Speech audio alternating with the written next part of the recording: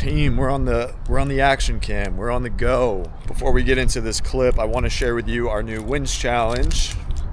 Pop it up here. We are going to start, terrible light. We are going to start tiering the wins posts in our community. So bigger, better wins, get more points, win better prizes. December, well, we're about to spin the wheel. December, we gave away a Shure microphone, boom arm, and blue light blockers. January, I don't know what we're giving away, but we're gonna make it good because we want people to post wins. We have this problem in our community because we're so job oriented where people get jobs and then they stop being like as active. They go in to make all this money. A lot of them tell us about it. Some of them don't. We are dash cammed up, not only in the front, probably can't see in we got a rear as well. Also got a new key. For the longest time, I didn't even have a key. And what we're gonna do now is go mount on them. And not only mount, I told you guys we're stepping it up, 2026, man. No more elementary stuff. We got 2 mics. 1 mic for me, 1 mic for something else that may or may not work. I got this one on, obviously. Check out the view. I wish the lighting was better, but we're about to get there. I've got this other mic that I'm going to clip back here. We're gonna see if we can hear some good stuff.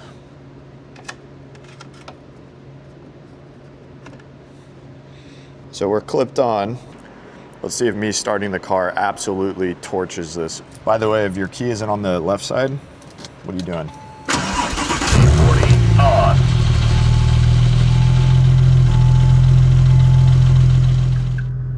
Got our dash cam.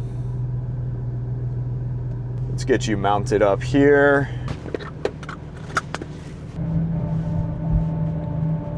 Test, test, test. Hopefully it sounds good.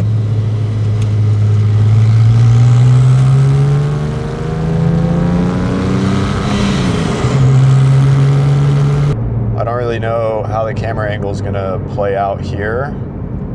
Hopefully the footage isn't just nuked.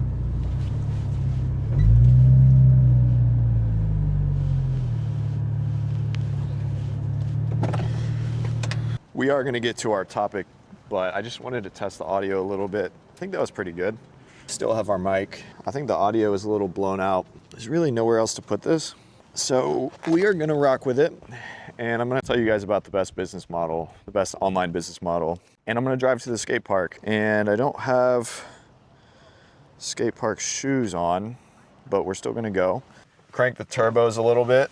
Tell you guys about the best online business model because I've tried a few, failed a few, had success with a few, and I'm gonna mount up and we're gonna get out of here. 840 on.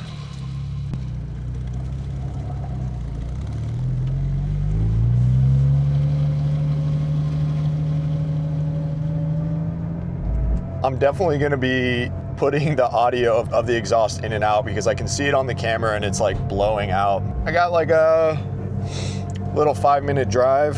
I want to talk about the best online business model, and not only the best to just like get started with, lowest barrier to entry, but also one that is kind of like it just teaches you how to do the other ones better. And if you drive a low car, you know what I'm doing right now, which is hitting a driveway super awkward and causing a traffic jam almost. When I was in college, I got bit by the online money bug because I didn't really like what I was doing in college.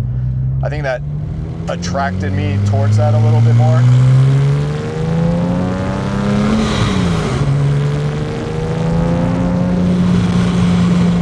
There were a couple people in my city. I'm from San Antonio, not too many online money hustlers there, but a couple people there that were in the e-com space. And so e-com was my kind of first in. I only knew one of them and he wasn't very far into it, but I was on Money Twitter in 2017 and I came across this dude, Nate Schmidt, homage to him. And he was like, yeah, e-com is freaking awesome, but when I first started, I didn't have money for e-com. And I was like, whoa, me neither. I don't have money for e-com.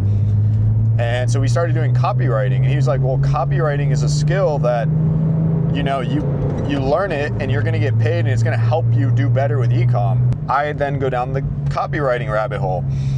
and I find someone on Twitter, I buy a course, and I go on to sign really like one major client. I think it was like $700 or $800 a month.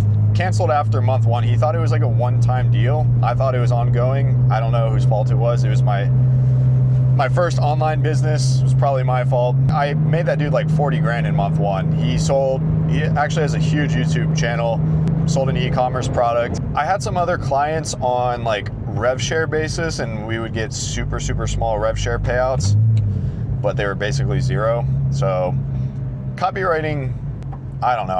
I just didn't crack it, right? And I then went on to try different types of e-com with the little money that I was making. I was still hustling in the job, in my pizza delivery job. I just couldn't make e-com work.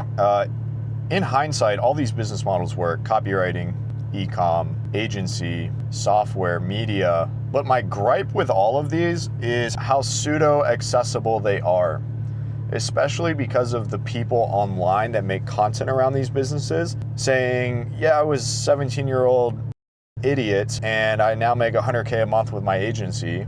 Turns out the whole time they're probably selling info and they're not even doing a B2B agency service. That's a story for a different time. I also tried SMMA. I tried lead gen for chiropractors and realtors, and I signed some clients on rev share basis, because when you're starting out, it's easier to do that. It's easier to get people to take a bet on you, so there's some game there if you want it. That flopped too. So I didn't really flop with copywriting, but I was like hustling backwards.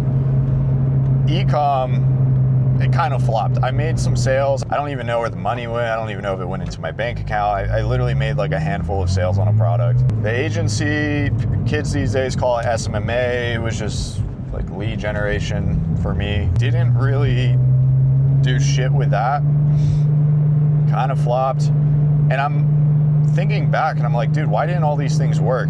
And my conclusion, now that I've had 2 7-figure businesses in the online space, an agency and a coaching / service-based business, community-based business, the one I still run, because there's too many moving parts. And if there weren't too many moving parts, there was like a large barrier to entry, either from capital or knowledge, meaning I just didn't have the money to start it up. You could argue e-com is that, because I didn't have money for paid ads. E-com back in the day was a little different than the free UGC stuff. Or what the more common thing was there was too many moving parts that I just like was not aware of.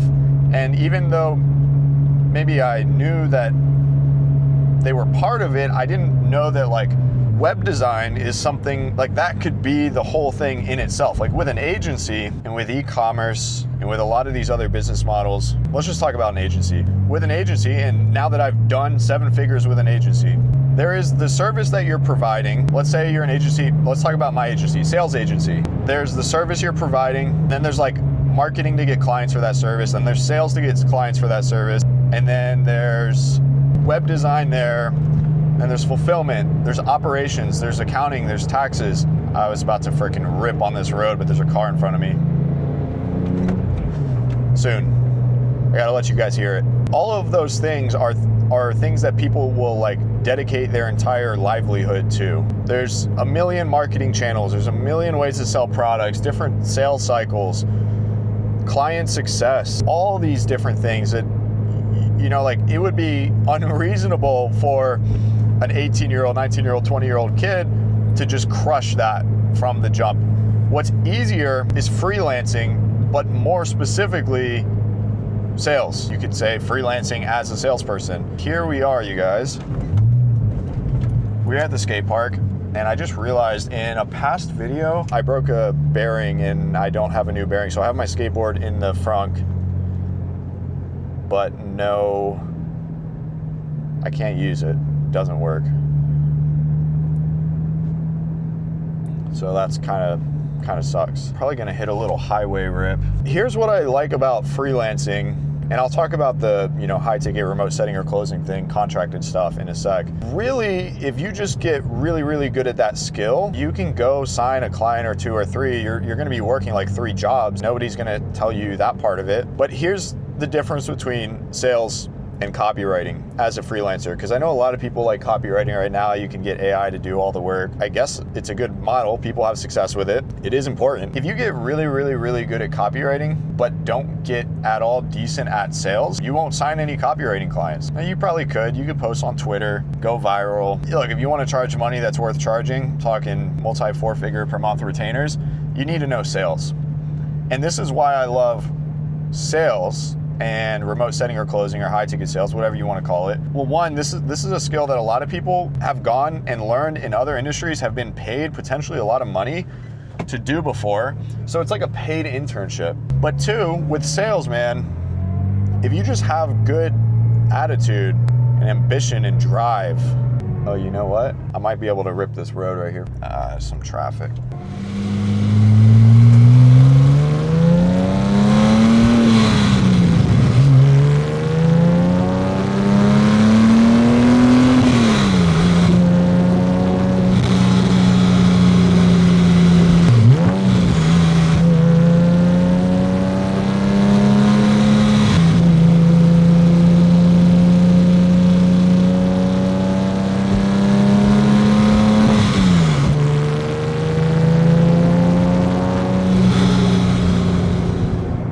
The turbos. If I heard them, I know you guys heard them. I am going to pull over and figure out the best way to get to the highway. We'll let it rip. I'll stop yapping, get on with our day here. So with copywriting, you got to get really damn good at copy, and you probably need to get good at sales. With, let's just say, web design, not as an agency, but as like a freelancer, you got to get good at web design. Then you probably need to get good at copy so you can like write ads or advertise. Then you probably need to get good at sales. What's another one? Let's just say like client success optimization. I don't know. Just like you got a skill, you can freelance it. You got to be good at that. But then you also have to learn how to market. So like naturally, if you're better at the things that are more top of funnel for these businesses, there's less skills for you to learn. But here's why I love sales, because one, again, you can get like the paid internship, so to speak. But then also you learn one skill, not two, not three, one, and it is sales.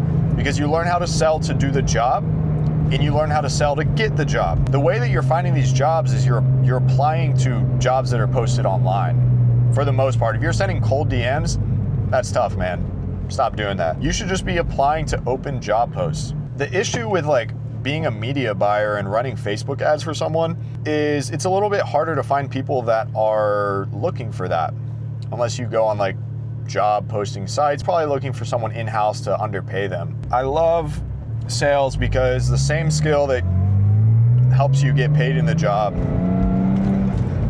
is a skill that gets you the job. And it does not cost money, unless you want it to cost money, unless you want training or community or group or something like that, or easy access to jobs because your time is valuable. It can cost money in that regard. You can literally go on YouTube and find hundreds of hours of sales training from the best in the world for free. So there's not a knowledge gap. You only need to learn one skill, and it's pretty damn AI proof, man. I know you guys have seen it, the AI dialers. They're hot, they're sexy. You hear them, they do a role play, it sounds good. They all fizzle out, man. Comment down below one that has not fizzled out that's been around for more than a year. I really do think being a salesperson, it's pretty damn AI proof. Damn, this road is sick. Hold on, you guys. I bottom out a little bit, it's chill. I don't think I'm supposed to go fast, so I want to hold it until we get to the highway. Oh, we're at the highway. One thing about a Porsche, I don't know if all Porsches are like this, but mine is, the gears are super long. So I can rip like 90 miles per hour in fourth gear. I can also rip like 60 in second. Also, a little lore for you guys, I basically learned how to drive manual in this car. So if you don't know how to drive manual, it's not that hard. You just gotta nut up and buy a manual car and put yourself in a position to be forced to learn.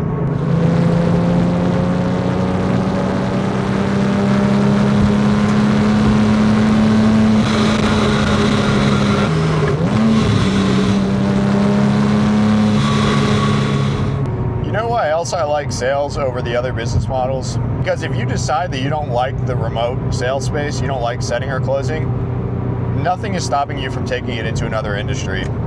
tech salespeople love to hate on the high ticket stuff. I know a lot of high ticket people that have gone to tech sales for one reason or another. Maybe because they just needed more stability or wanted more career oriented focus, that get tech sales jobs that other people really want. So it definitely transitions over. So the upside is there because we know people can make $30,000 a month in sales. No startup capital unless you want to make it easier or make it faster. Transferable skill that you could apply to either another sales job or a different online business. Like, being really good at sales for sure helped me start a sales agency. Like, no doubt about it. Being really good at sales would for sure help me be good at copywriting.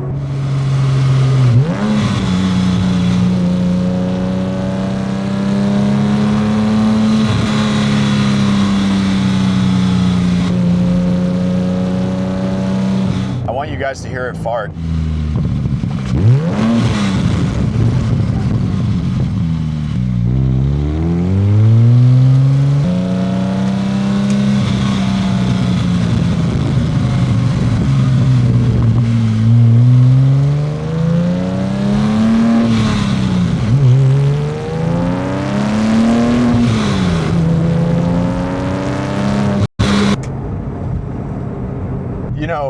Back in the day, that dude was saying, like, hey, if you don't have money for e-com, you should do copywriting. And it's true, copywriting work. I wish he would have said you should do sales, because you can still get the money that you need, probably faster, and then apply that to e-com. Lesson, boys and girls.